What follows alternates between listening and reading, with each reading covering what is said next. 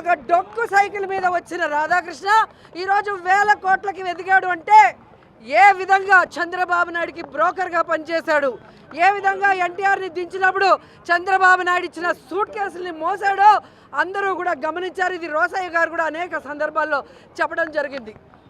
ప్రతి వారం కొత్త పలుకు అనే పేరుతో కొవ్వెక్కిన పలుకులు రాస్తున్నాడు. ఈ రాధాకృష్ణకి కొవ్వు కరిగిస్తాం, కొవ్వు దించుతామని కూడా ఈ సందర్భంగా హెచ్చరిస్తున్నాం.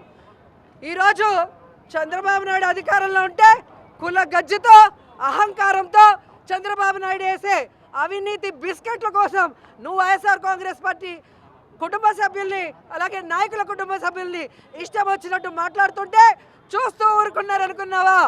ఈరోజు నీ పత్రికల్ని, ఈరోజు నీ ఫోటోల్ని ఎలా తగలబెట్టామో రాష్ట్రంలో ఉన్న మహిళలంతా కూడా నీ కొవ్వుని కరిగించేదానికి అదే విధంగా రెడీగా ఉన్నారని కూడా ఈ సందర్భంగా తెలియజేసుకుంటున్నాను.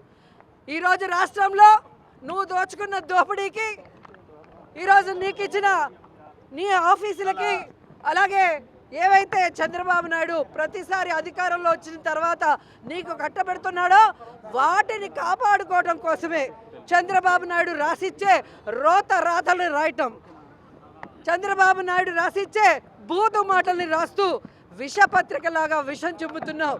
ఇది ఇంతటితో ఆపుకపోతే ఖచ్చితంగా మహిళలందరం నీ కొవ్వు దించుతామని కూడా రాధాకృష్ణ హెచ్చరిస్తున్నాను. రాధాకృష్ణ కూతురికి, చంద్రబాబు నాయుడు భార్య భువనేశ్వరి గారికి, నారా లోకేష్ భార్య, అలాగే ఎవరైతే పవన్ కళ్యాణ్ భార్య, అలాగే మంత్రులు ఎమ్మెల్యేల భార్యలను హెచ్చరిస్తున్నాం. మీరు మమ్మల్ని తిట్టిస్తే మాకు తిట్టడం చేత కాదనుకుంటున్నారా? మాకు సంస్కారం అడ్డొస్తుంది కాబట్టి, చదువుకున్న వాళ్ళం, విలువలు తెలిసిన వాళ్ళం కాబట్టి ఈరోజు మేము ఇంతవరకు మీకు హెచ్చరిస్తూ వదిలేసాం. కానీ ఇక మేము మొదలు పెడితే మీరంతా బయటకు కూడా అడుగు పెట్టలేక సిగ్గుతో చచ్చిపోతారని కూడా ఈ సందర్భంగా తెలియజేసుకుంటున్నా. ఇంకొకసారి మహిళల గురించి తప్పుడు రాతలు రాసిన, మహిళల గురించి తప్పుడు ప్రసారం చేసిన, లేదా మహిళల గురించి ఇష్టం వచ్చినట్టు వాగితే మాత్రం ఆంధ్రజ్యోతి ఆఫీస్నే తగలబెడతామని కూడా ఈ సందర్భంగా హెచ్చరిస్తున్నాం. నేను ఒకటే చెప్తున్నా, మర్యాదగా ఉంటే మర్యాదగా ఉంటుంది. క్యారెక్టర్ అసాసినేషన్ చేస్తే మాత్రం చాలా ఫర్మ్గా ఉంటాం. తెలుగుదేశం పార్టీ భయపడదు. తీవ్రవాదులతో పోరాడాం. ముఠా నాయకుల్ని పూర్తిగా కంట్రోల్ చేశాం. మత విద్వేషాలు రెచ్చగొట్టే వాళ్ళని నియంత్రణ చేశాం. రౌడీలు లేకుండా చేశాం. ఇప్పుడు రౌడీలు, నేరస్తులు రాజకీయ ముసుగేసుకున్నారు. ముసుగు కూడా తీస్తాం. రౌడీలను రౌడీలుగానే చూస్తా, నేరస్తులను నేరస్తులుగానే చూస్తా. No question of compromise. ఒకరిద్దరు పోలీస్ ఆఫీసర్లు ఎక్కడా కానీ తప్పు చేసినా, లేకుంటే లాలో చేపడితే మాత్రం అదే లాస్ట్ డే. వాళ్ళకు కూడా చాలా ఫర్మ్గా ఉంటాం. లా అండ్ ఆర్డర్ మెయింటైన్ చేస్తేనే రాష్ట్రానికి పెట్టుబడులు వస్తాయి. లా అండ్ ఆర్డర్ మెయింటైన్ చెప్తే ఎవరు పెట్టుబడులు పెట్టరు. ఈ రాష్ట్రానికి టూరిజం ప్రమోట్ చేయాలంటే ఒక ప్రశాంతమైన వాతావరణం ఉంటే వస్తాయి. టూరిజం ప్రమోట్ అయితే, అభివృద్ధి జరిగితే, ఇండస్ట్రీ వస్తే ఉద్యోగాలు వస్తాయి. మీకోసం ఉద్యోగాలు త్యాగ చేయడానికి మేము సిద్ధంగా లేము. ఇంకా పేదరికాన్ని పెంచడానికి సిద్ధంగా లేము. ఈ విషయం కూడా వీళ్ళు గుర్తుపెట్టుకోవాల్సిన అవసరం ఉంది.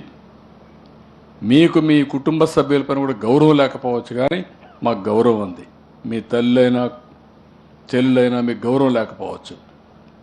నేను ఒకటే చెప్తున్నా, ఏ ఆడబిడ్డ అయినా సరే, ఇన్క్లూడింగ్ వైఎస్ఆర్ కాంగ్రెస్ నాయకుల యొక్క భార్యలకు, కూతుర్ల పైన పెట్టిన వదిలిపెట్టను. I'm very clear. సభ్యత, సంస్కారాన్ని వదిలిపెట్టద్దండి. మనుషులు మనుషులుగా ఉండండి, మృగాలుగా తయారు కావద్దండి.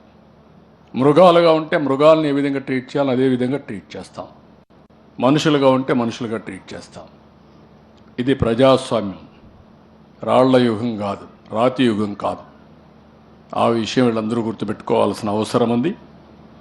ఏదో వీళ్ళకి తెలివైనట్టు ఇన్ఫర్మేషన్ టెక్నాలజీ ప్రమోట్ చేసింది నేను. నా దగ్గర మీ కథలేంటి నాకు అర్థం కాలేదు. మీకోసం ప్రమోట్ చేయాల ఇన్ఫర్మేషన్ టెక్నాలజీని. సోషల్ మీడియా వచ్చింది తర్వాత. అలాంటి దాంట్లో మీ ఇష్ట ప్రకారం పెట్టి తప్పుడు అడ్రస్లు పెట్టి చేయడం తప్పిది. చాలా ఫర్మ్గా ఉంటాం. ఎవరైనా అలాంటి ధోరణిలో ఉంటే బీ కేర్ఫుల్, మానుకోండి. ఒట్టొట్టి అడుపులు అరిస్తే కుదరదు. నేను I'm very clear on that. పేదరు పడడం ఏదో జరిగిపోతుంది అంటే మీ ఇష్ట ప్రకారం తిడితే ప్రతి ఒక్కరు పడడానికి సిద్ధంగా ఉన్నారండి, పడాలండి.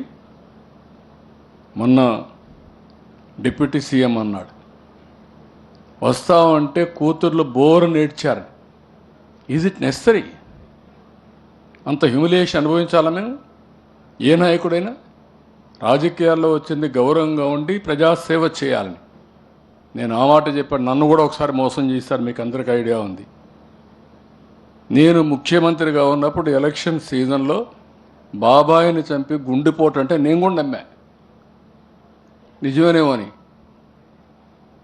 అది ఆ సాక్షి పేపర్లో వేసి తర్వాత అది గుండెపోటు కాదు గొడ్డలి వేటు అని తెలిస్తే సాయంత్రానికి తెల్లవారి మళ్ళీ ఆ పేపర్లో నారాసుర రక్త చరిత్రని సానుభూతి సంపాదిస్తారా మీరు? నేను ఆ రోజు లోపలేసుంటే ఏమైంది అందరినీ? అదే నేను చేసిన తప్పు.